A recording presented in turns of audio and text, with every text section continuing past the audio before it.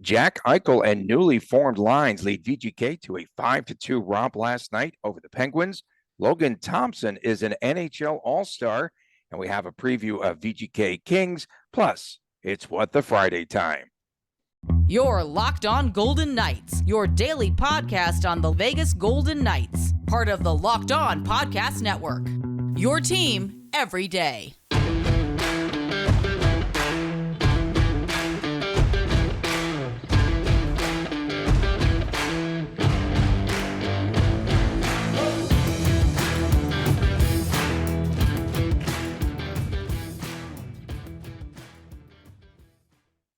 Hi again, everyone. Tony Cardasco, Chris Golick coming to you from Las Vegas. You can find us on Twitter at LockedOnVGK, the always entertaining at TD Chris G.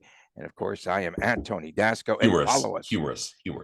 You are humorous. And follow us, please, on our YouTube channel and make sure that you subscribe. Let's get to 300 this weekend, 300 subscribers. So last night, Jack Eichel returns after being out for 11 games. You could see a difference in the step of this team.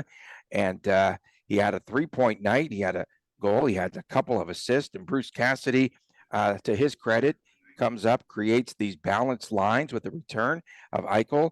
What impressed you most? And I know that you had spoken after the game to Jack Eichel. A lot of things. I mean, I feel this was – so there's three big games that stand out to me this past season as far as just close to complete 60-minute efforts. Anaheim 4-0. That was the Black Friday game. I mean, Anaheim's Anaheim, but still, it was still a 4-0 shellacking from the word go. Toronto Maple Leafs, that was another solid game. Cassidy alluded to that when I asked him in the post game about if this was the best 60-minute effort throughout the season. And Cassidy mentioned the Toronto game he felt might have been a little bit better. I don't think we won the second period that game, but I can't fully recall. And then just going back to last night, I mean, they jumped out to a 3-0 lead, and it felt like just kind of the party atmosphere, right? It was the game we had been hoping for a long time. And there was a different environment just when I was in the building last night. And I kind of felt it about 4 or 5 minutes before warmups. That's when I go down into the tunnel and just kind of start looking around and just kind of getting ready. And like, I felt myself just pumped up and excited, just knowing that Eichel is back in the lineup. Cotter as well. Definitely not going to leave him out, but Jack Eichel is the man as far as this team goes and the difference maker. And there was a buzz, there was excitement, there was energy. And then watching the warmups, it was just a different feeling. You're looking around the arena. It just felt different last night. And then, so I do my walk right after the game is over. I take one of the service elevators up, and then I come up on the 400, well, the 200 level, but it's level 4 where my seats are. I go around, I said hi to my friends who were sitting in that area. We gab for a second. Then I go up to the press area, right as the intros and stuff are starting. And that's when I tweeted that there's a buzz. It just felt different last night than it had in previous games. So a lot of fun. And yeah, I did get Jack Eichel after the game. So, you know, Jack Eichel, he's amazing, but a lot of carbon. And a lot of these guys, they do give the carbon copy answers to the media, just trying to stay neutral. And, you know, so when you can get them to crack a smile and react a little differently, I feel like that's a good thing, right? So I started by asking about his enthusiasm for when he scores a goal. He has so much excitement. But when he scored his first goal last night after, 10, 11 games off, it was different watching his reaction. You definitely saw a little more energy. So I asked him about that. And yeah, I like scoring goals at home. It's exciting, carbon answer. And then I said, hey, we ever going to see the softball celebration? And he looks at me, softball celebration. I honestly think at that moment, he thought I was going to tell him about a new celebration to do. Like, that's what I thought went through his mind. He's like, ooh, softball celebration. Tell me more. And then I said, no. We're talking about the Riley Smith charity game when you did a cartwheel for a home run. And I got a laugh out of him. And the media all around me was just cracking up. I don't know if they thought I was just a dumb question or whatever, but awesome. It was a fun moment. He smiled. You saw his reaction. And that's what I go for. I'm not going to be the carbon person back there. I'm going to try to have fun with it. And that was a fun moment. That was awesome, by the way. And then 5 different goal scorers: Kessel, Eichel, Stevenson, Stone, and Cotter. Yeah, I do want to talk about Kessel on that line last night with Cotter and Carlson. And just the way we know at times he can assert himself. And that was one of those games where he hit the nail on the head right there. Well, you hit the nail on the head with saying assert himself. I said that? Okay. You said that. You said that. I You said nailed something it. right for once. Okay. Yeah, no, he did. He does. When he asserts himself, we can see a different player because it almost as if he wants to keep the streak going, preserve himself. He needs to put all that aside. He really does. And on the goal, what a fan job. I mean, Cotter fans on the puck and it still goes to him. Yeah, no, I was watching it, and let's credit Kessel for being in the right place. First of all, you need to go to that spot in the ice, and with all of a sudden Eichel and Cotter back, you're looking around the lineup, and Kessel's looking around. Hey, who have I played better than in this lineup, or that doesn't already have a predefined role? We're not going to see Kessel on line 4 with Carrier and Nick Wow or Lecision, however that's going to shake out, right?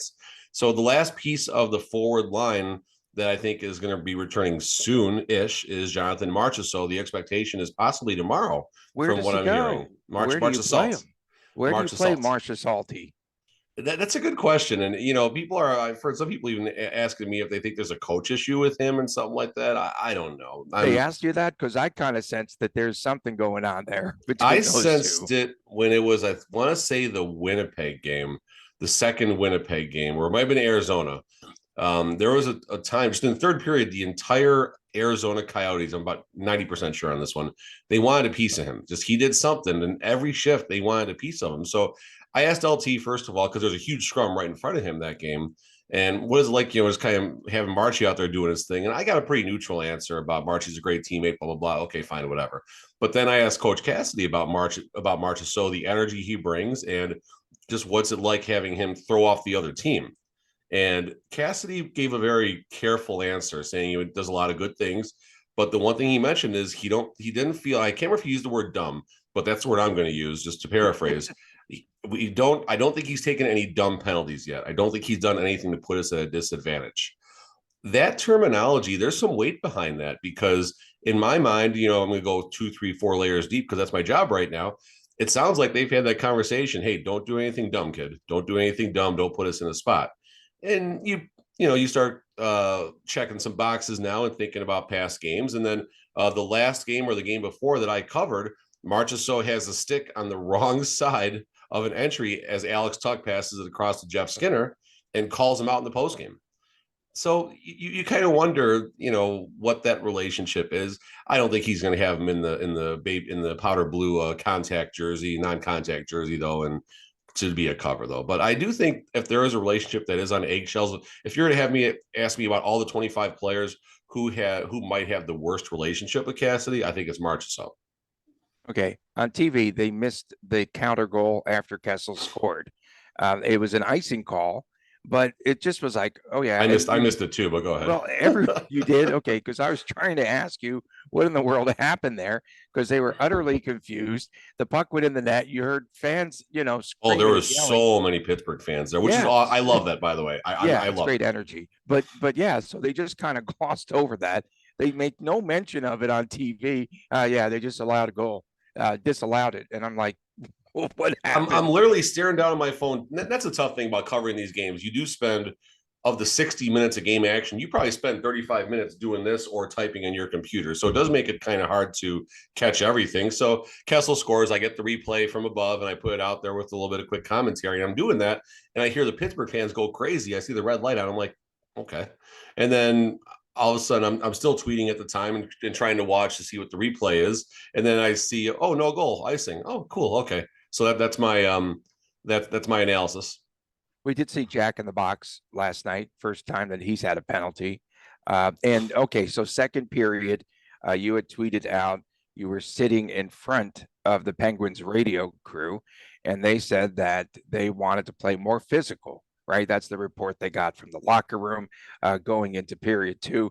Malkin, I think, a very important part of the game, hits the post. On the I think it was the power play. Game could have been different right there. Yeah, the game could have been much different there. But this Pittsburgh team, to be quite honest, I felt had no zip in the contest last night. And how did it appear to you?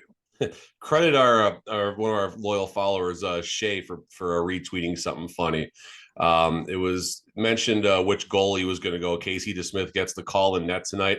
Everybody else is questionable. So that gives so thank you, Shay. And we had a fun interaction about her sarcasm and my sarcasm with some funny memes and stuff like that. So that was a good time.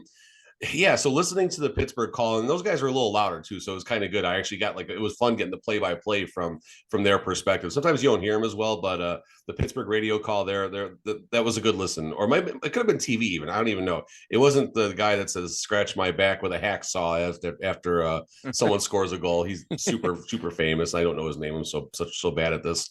But the point we're going at right here, Tony, is that you knew that there was a very stern message delivered by Mike Sullivan in the intermission, and the radio or the TV call mentioned you can clearly see Mike Sullivan has the SOS out there to play a lot more physical. And you saw, Pietrangelo got bumped around, Cotter was mixing it up, and there was just times where we were just getting thrown around by like a bunch of rag dolls, and we were able to weather that storm and then get that late goal. And I had an interesting moment last night. So unfortunately, first of all, I believe it was a youngster that got hit with a puck in the head.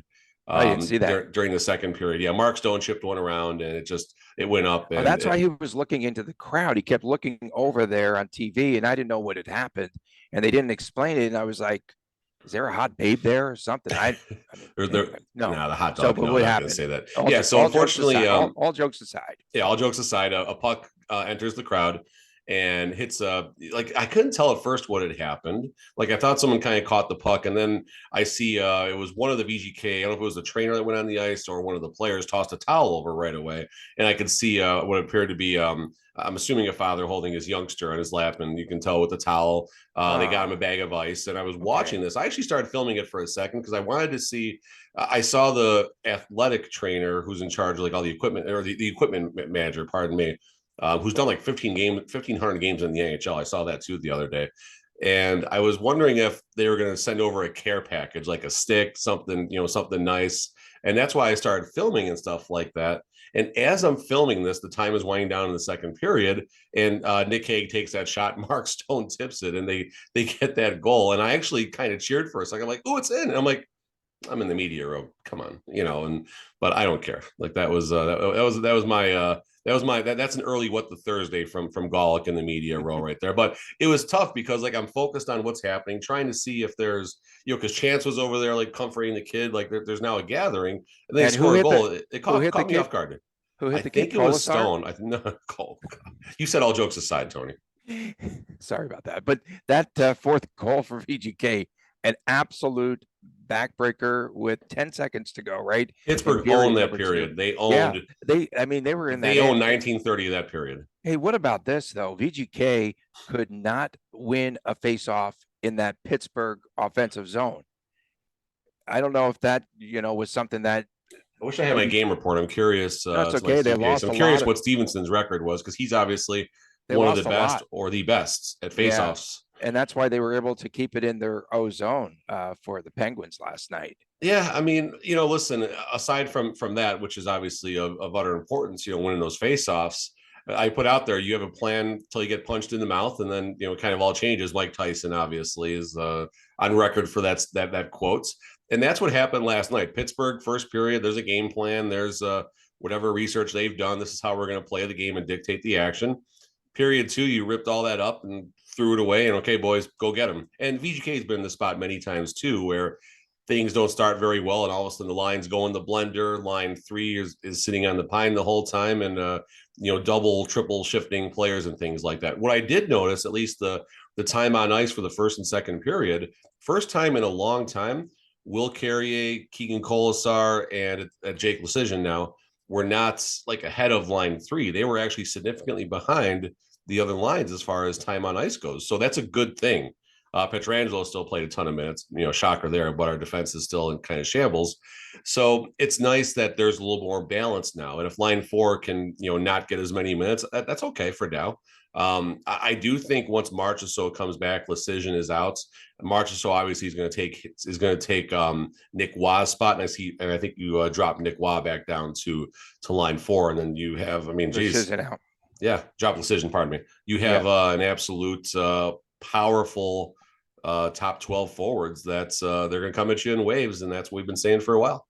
38 saves for Aiden Hill last night. Good game. Had good game. Maybe 3 or 4 high danger chances where he had to make great saves. I think there was more on that, Tony. Maybe it was a little different from the second period, especially. There was a lot of saves, a lot with the glove, flashing the glove a It was little bit. 16 at one point, 16-4. I thought I saw shots on goal for Pittsburgh in the second period. Yeah, that's not a surprise at all. The Oh, second they're period -6, by the way, in the second period. VGK -6.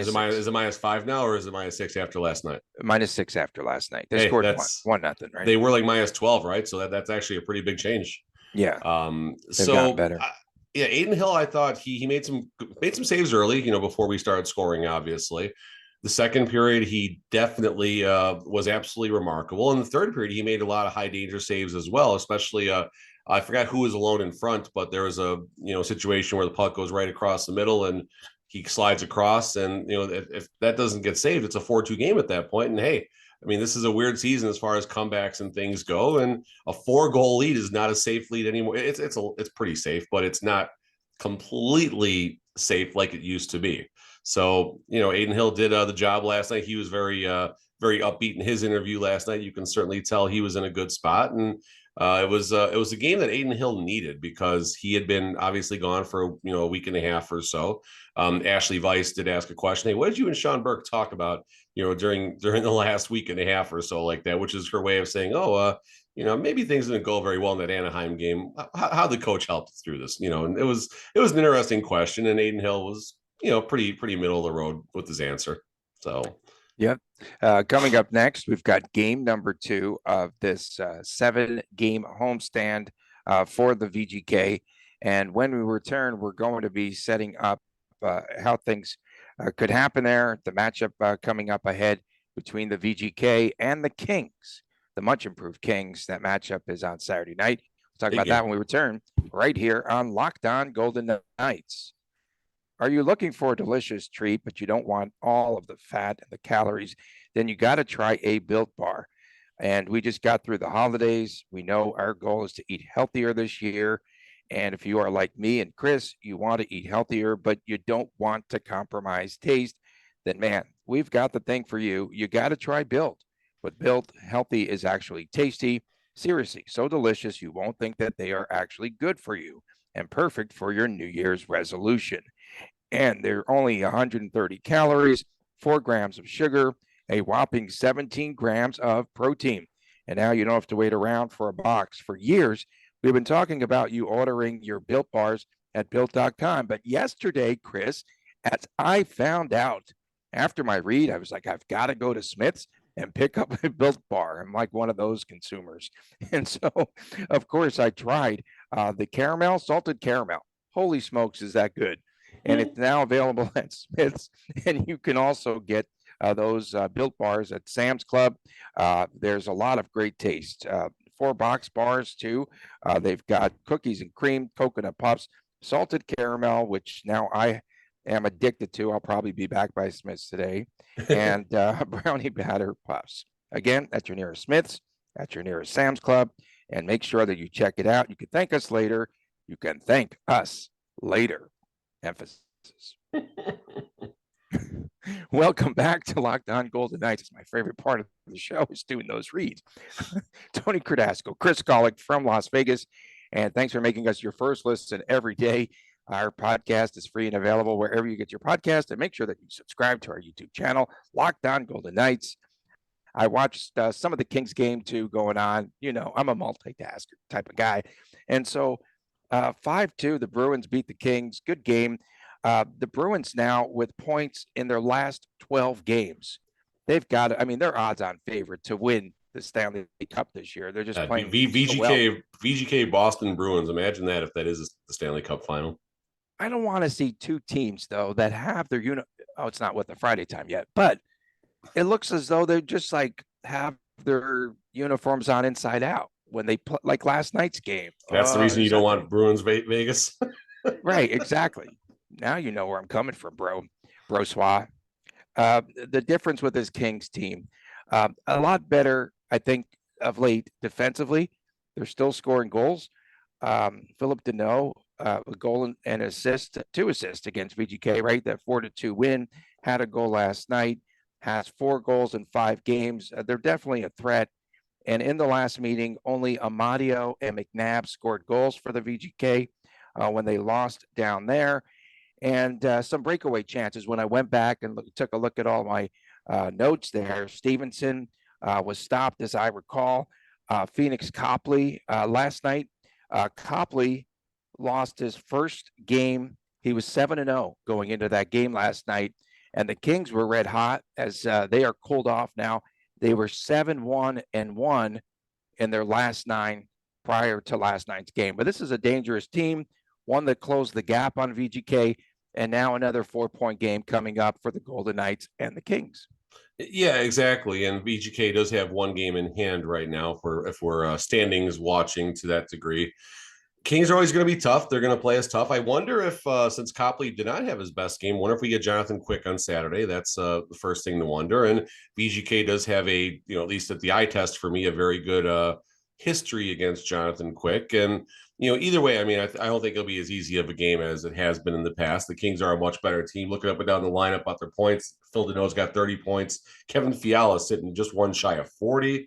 Anze Kopitar, the ageless wonder. I mean, he's going to be the next Yager, in my opinion. He's going to play till he's 106. He's sitting on 31 points right now. I love watching Kopitar play the game.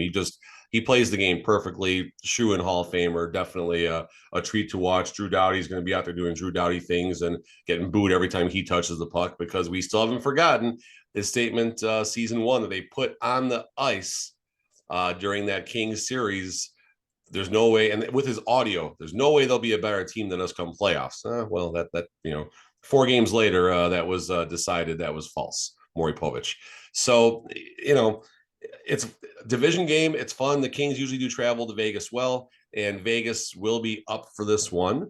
Again, it's going to be a fun vibe, especially if Marchie is back out there as well. And the forwards at least are intact. Our defense, we still got issues back there. Keaton Korczak, I did not like his game that much on Thursday night. Call that what it is. A lot of turnovers, a lot of uncertain play in the defensive zone. As a defenseman, you need to be deliberate. You need to have your outlet. You need to have your secondary. And at the end of the day, if neither one of those are there, just ice the puck and move on. One of his first shifts, 2 times he couldn't get the puck up the boards, led to a chance for the Penguins in the third period. Kind of bad luck, but also an irresponsible play. He tries to backhand chip the puck off the glass behind the net. Right there, 2 things can happen. One, it can hit, like the partition where the Zam tunnel is and bounce right out. Who knows where it's going to land? Or 2, what did happen, it rode the rail. It rode that rail that, is where the glass and the boards come together, where refs can put their hands up to kind of, raise themselves to get out of the way of the play. It rode that for a long time. And next thing you know, the pop pops right out front when it gets to a Penguin who passed it right to the slot and almost led to a goal. So Korczak needs to be a little more decisive. Only his 3rd NHL game, I believe. He had some good moments as well, though. And hopefully he's learning along the way until Maramonov, until Shea Theodore. Alec Martinez, I don't know. I'm curious how long that's going to last, but we're pretty beat up in the back right now. Jack Eichel was asked last night what his thoughts on the Henderson boys were. That was the exact way the question was asked, and Eichel had a neutral answer, but they're doing really well and all that. So, we're weathering the storm with the injuries. We're getting healthier and things are trending in the right direction, but we need our blue line back. Okay, I wanted to ask you a question. In period 2 last night, VGK on 3 or 4, I'm trying to remember, consecutive plays, iced the puck. And Hill was just holding himself up, on the crossbar. Did you notice some fatigue and they got their legs back for period 3 at some point in there because of the way that the Penguins had tilted the ice in period 2? I know I wanted to ask you because they just kept icing the puck and trying to get, some fresh bodies on the ice and do whatever they possibly could. I don't know if it was the Kessel penalty. There was a penalty in the second period that they killed it off. And I actually put a tweet out there and said, good news, they killed the penalty. Bad news, it's been a very long shift, and now they got to stay out there longer. And as I was typing that, the puck went pretty quietly to Aiden Hill. He was able to freeze the puck and get the turnover for him. I'm not sure if that's the same sequence because you mentioned they iced the puck a lot, but that's the thing nowadays. You see this where if the players are getting tired, they will ice it 2 or 3 times, especially in the late parts of the game when the other team is just, desperately trying to tie the game up. And the same can happen in the first and second period. If a team is caught, just ice the puck. It's going to take, by the time the refs skate it down, it's going to take 15, 18, 20 seconds for the next play to resume. That's just enough time to catch your breath and breathe a little bit. And if the puck bounces, comes right back to you off the faceoff, you got nowhere to go with it, ice it again. You do it 2 or 3 times, all of a sudden in the last 60 seconds, the clock has, gone down 6 or 7 seconds, but you're at least catching a breath out there and being able to, keep yourself loose, so to speak, until you can get that change. Okay. Last night I'm watching the Bruins-Kings game, some good comedy. Brad Marchand, okay, feels as though he was tripped up. He goes back to the bench. He whacks his stick once.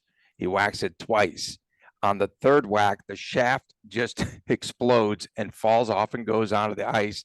And of course, they gave him a penalty. Good. But it was good. It was pretty funny. But yes, I know as a referee, that's something you cannot allow. That's not permissible. But there was a good fight in that game. I have to point it out because Brendan Lemieux is a goon. He will go after someone perhaps on Saturday night. He went up against Trent Frederick last night, and it was a heavyweight extravaganza. I mean, it was just haymakers. They were just winging like wild punch, no body punches. Okay, Keegan. So if you get into a fight, he's going to go head on you. Okay. No body punches there. It's the only thing he can do. So real fast, you mentioned good comedy last night. Not my good comedy. Trevor Zegras, the Ducks were playing last night. I caught this when I was on Twitter when I was going up the elevator or something like that. He has a stick slashed out of his hands. He takes the players on the opposing team's stick out of their hands and starts playing with it. And of course, he gets sent to the box. It's either unsportsmanlike or delay a game or something like that. But he was going off on the ref. I think he was mad that they missed the initial slash. I think they knew you can't steal someone else's stick. But you said good comedy, so that got my attention. Okay, and I want to talk. Let's get into it now before we go to the break. Congratulations to Logan Thompson, who becomes the 8th rookie goaltender to make it to the NHL All-Star game. And that's just tremendous news from where he's come, undrafted, again, works his butt off, pays his dues in the AHL, becomes, the goalie of the year, phenomenal, all that. And now on the NHL level, we were talking about yesterday, his consistency is something that really stands out. It was funny. I was Ryan Wallace, who does the pre and post game along with Darren Millard. Very good listen. If you don't listen to the pre and post game with those two, it's really good. And the second half of the post game, Ryan Wallace it's basically phone calls only, and it's commentary up and back, and a lot of fun. Ryan, been with the Golden Knights since day one. Long time in radio as well. Got to share a few moments with him. But the connection here is I was going down to meet him for the first time yesterday because we've talked a lot on Twitter, and we finally made it a point to say hello to each other. And I was actually standing right there as they broke the news officially that Logan Thompson was the All-Star for the Pacific and the starting goalie. So that's certainly a wonderful news. Logan deserves every bit of it. I mean, I've said this time and time out. There's been some struggles, fine, whatever. But he succeeds at every single level with every single task. Comes to the AHL, who's this guy? Who's this guy? And he's playing well, and then he finally gets a full season goalie of the year. Look at this. Comes to the NHL. Me and you are concerned about him, and there's still some concerns, but there's not nearly the concerns that we had coming into the season. That was the asterisk. There's not a goaltender asterisk, in my opinion, right now. At the least, VGK has serviceable goaltending, and Logan Thompson is able to steal games, which is what you need to do. Cool, calm, collective individual. You don't see him get rattled on the ice. He's always smiling, having a good time, just kind of trying to keep it light. And I really would love to see, how his career blossoms, not just, this season, but years beyond, and what type of career he's going to have when the dust settles. Super happy for the guy. I think it's wonderful. The storyline is great, and looking forward to seeing what shenanigans he has up his sleeve for the All-Star game. Yeah, that should be a lot of fun. And his mom, I congratulated her, of course, on Twitter, because she follows us, I think, on both my personal, I think on Locked On VGK. But when things go sour, when things go awry, it's not the players that typically unfollow me. It's their moms first. They're the first ones. And I'm still trying to get Lisa Cotter to follow us. In any event, coming up next, what the Friday? Yeah, it's a good segue right into What the Friday. Perfect. WTF. It comes your way next, right here on Locked On Golden Knights. Welcome back to Locked On Golden Knights from Las Vegas. Tony Cardasco and Chris Golick. We appreciate you tuning in. Thanks for making us your first listen. Check out Locked On Sports today as well. That's also on the Odyssey app and wherever you get your podcast. And please subscribe to our YouTube channel, Locked On Golden Knights. It's time for WTF. What the Friday? Okay, here we go. Let's go rapid fire, I guess, here because we're going to run out of time. Always. So after the Kings game, VGK will have 4 days off before their next game. And Bruce Cassidy, do not complain about not having enough practice time and all of that. He mentioned the schedule last night in the pre and post game. Days off. And how does the schedule break like that in January? What in the world? WTF times 2. So for my first one, VGK's got the outdoor game next year. That's absolutely wonderful news. We're all excited, all blah, blah, blah, blah, blah, blah, blah. Okay, we got that out of the way. 6. What do you think 6 means? Yeah, Every team gets a New Jersey for the outdoor classic. VGK is now going to have, and this is Ray Sin City Sports, my good buddy, the credit to him for pointing this out. They're going to now have their 6th jersey in 7 seasons. 6 jerseys, 7 seasons. At 120, 150, 180 bucks a pop, that's some cheddar right there, especially if you got a family of 4 that likes to be decked out and they like those nice gifts from Santa every season. So not a bad WTF, but it is a notable WTF. VGK going to have 6 jerseys in 7 seasons. And where's the reverse red retro jersey? We love the red jersey. Why don't we wear that anymore? I want the red jersey, and I want red helmets. Can they do that? I think it would be a cool look. What's your next one? Okay. On TV last night, I feel like the gatekeeper, but I have to sometimes take announcers, and take them to task if they make a mistake, because people blast me if I screw up on the air all the time, repeatedly. And I'm like, okay, I know I did that wrong. But in any event, Jack Eichel, oh my goodness, he commits a penalty. Oh no, Jack in the box. We're going to have Jack Eichel going to the box. No, this is awful. Organ shriek in the background. On TV last night, our team said going to break, oh no, that looked like embellishment by Rust. And it was the high stick. Eichel clearly hits him with a high stick in the head. WTF, come on, man. And then at least clean it up when you come back from the break. You could see the replay. Holy smokes. Dasco life. Oh, right there. Nick Waugh was the one who tried to embellish one in the end of the game. It was either Nick Waugh or Mike Amadio. They tried to embellish one in the third period that the ref just gave the old, heave-ho, get away from me thing. So this is a WTF that only a few of us even know happened last night. So at the end of the game, we're in the locker room, and sometimes the players come out one by one. Sometimes we get 3 or 4 players at a time, and you just kind of make the rounds and do your thing. So last night we have Aiden Hill is out there, Jack Eichel, and Paul Cotter. And that's usually, 3, maybe 4 players, but 3 players is kind of what the number usually is in these situations. And all of a sudden, William Karlsson kind of comes walking out. And picture like the John Travolta, meme from, what is it, Pulp Fiction, where it's like Pulp Fiction. And he just walks away because no one's here or whatever. So William Karlsson walks away. I forgot which reporter it was, so I'm sorry I can't quote you here, but walks up, hey, did you want to talk to me? Because you can request a certain player to come out if you'd like, and usually they will bring that player out. That's just kind of what the protocol is, for the media and stuff like that. So he walks up to someone and he's like, oh, hey, do you want to talk to me? And the reporter says, no, but I will. And Karlsson, if you want to talk to me, he just walks off. He just walks right back into the other sub locker room where the players come out of, and you could tell he was a little bit salty. But he's like, oh, you don't want to talk to me? Fine, I'm out of here. And then I think I forgot who the director is. Like, no, and he's like, nope, I'm gone. So he went right back out there. He just took off. The funnier thing, so I gave a Ghostbusters quote here. We were talking to him as we were walking to the Cassidy area where he does his post-game pressers. Say, listen, you've seen Ghostbusters, right? And he kind of nods his head. Said, listen, the next time someone asks you if you're a god, the answer is yes, alluding to Zool and the gatekeeper and all of that. And that we got a good chuckle. So there you go. All WTF right. William Karlsson for WTF always William Karlsson, who had 2 assists last night, we might point out. Hey, wait to the 34th minute of the podcast. Do that, Tony. Good job. Okay. Bruce Cassidy. Okay. They have a scouting system in place. Bruce Cassidy your AHL team's right down the street, and you do have some nights where you could catch the Henderson Silver Knights. This past week, Bruce Cassidy admittedly said that, hey, I don't watch that team very often. Oops. We rely on Manny Viveros and that front office there to tell us which players are ready to move up to the NHL level. Why doesn't Bruce Cassidy spend more time watching the AHL team? WT stinking F. I have a WIHP, what I'm hoping for that might become a WTF. Saturday, Vegas is wearing their reverse retro jerseys again.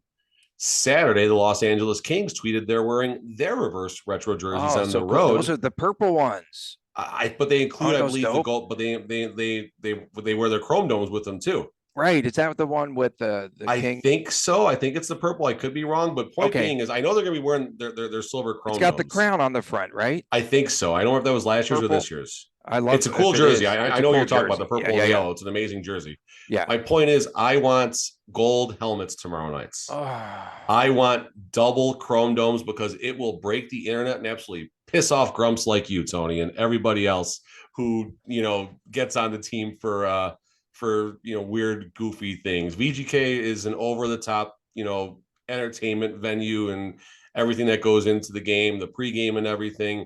Wear the gold helmets. Break the internet. It will absolutely break the internet. Everyone who's been blanking and moaning about the fact that the 31st and 32nd team are getting an outdoor game. Can you imagine the March of Salt those people will have if I need to get a salt shaker for number 81 on it, right? But can you imagine the March of Salt they will all have if they wear the gold and the silver chrome domes tomorrow night? It would be just absolutely epic. The internet will break. More Ghostbusters, dogs and cats living together, mass hysteria. Let's go. My WTF will be about the cherries. Of course, me and the lads and the lassies. Here comes. Go scarf, ahead, man. There you go. Me, the Dasco Life, and they need more of those like Dasco Life shirts there. Bournemouth. Okay. Bill Foley actually missed out on having an actual expansion team here in Las Vegas because they went from 0 to 100 in season 1.